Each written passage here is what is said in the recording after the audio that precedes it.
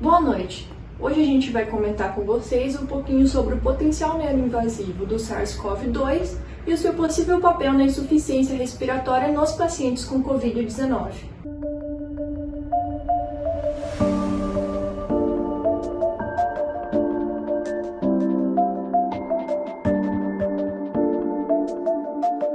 Os coronavírus são uma grande família de vírus que causam doenças entéricas e respiratórias, tanto em humanos quanto em animais.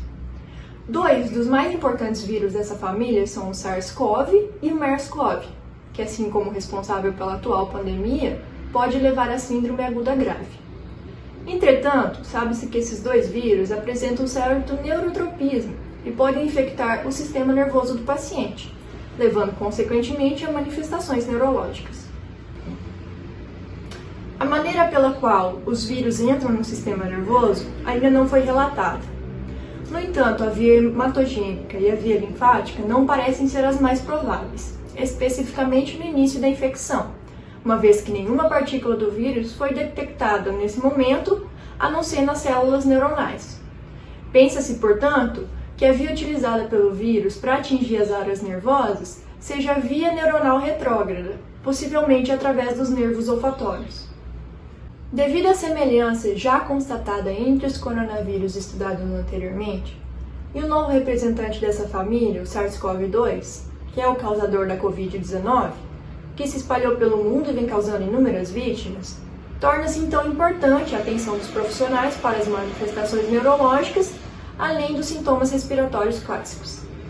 Na cidade de Wuhan, na China, onde teve o início do surto atual, realizou-se um estudo retrospectivo durante os meses de janeiro e fevereiro deste ano.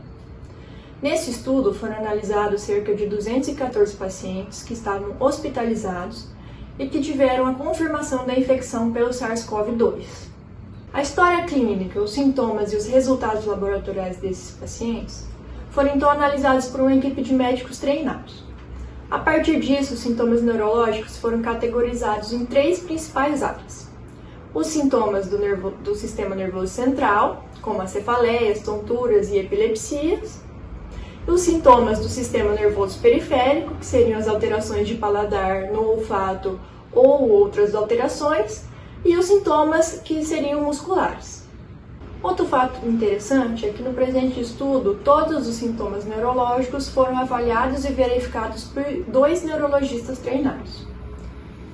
Diante dos resultados, observou-se que 78 pacientes, ou seja, 36,4% dos pacientes totais, apresentavam sim algum sintoma neurológico. Dentre estes, o número de 53, ou seja, 24,8%, tinham sintomas no sistema nervoso central.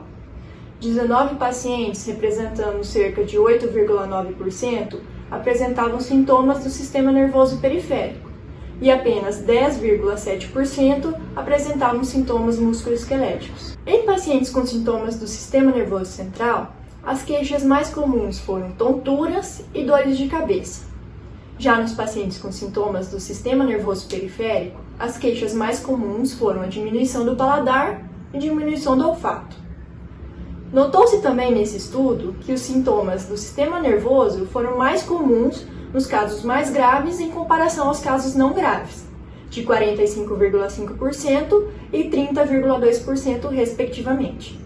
Uma tabela elaborada a partir dos resultados mostrou os parâmetros laboratoriais de doentes com e sem sintomas do sistema nervoso central. Descobriu-se então que os pacientes com sintomas do sistema nervoso central tinham linfócitos em níveis inferiores, uma contagem de plaquetas e níveis de ureia superior em comparação com aqueles sem sintomas do sistema nervoso central. Isso nos pacientes considerados graves. Em contrapartida, essa diferença não foi vista nos pacientes não graves.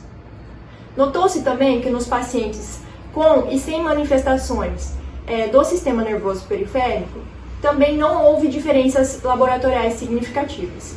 Já na avaliação dos parâmetros laboratoriais entre os pacientes que apresentavam sintomas musculares, notou-se nesse estudo que os neutrófilos estavam mais aumentados, os linfócitos estavam com níveis mais baixos e os níveis de proteína C reativa estavam mais elevados em comparação aos pacientes que não apresentavam sintomas musculares. Contudo, o envolvimento do sistema nervoso se relaciona a um mau prognóstico. Portanto, o paciente com a Covid-19, ao ser atendido pelos médicos, deve ser prestada atenção também nas manifestações neurológicas, além dos clássicos sintomas respiratórios.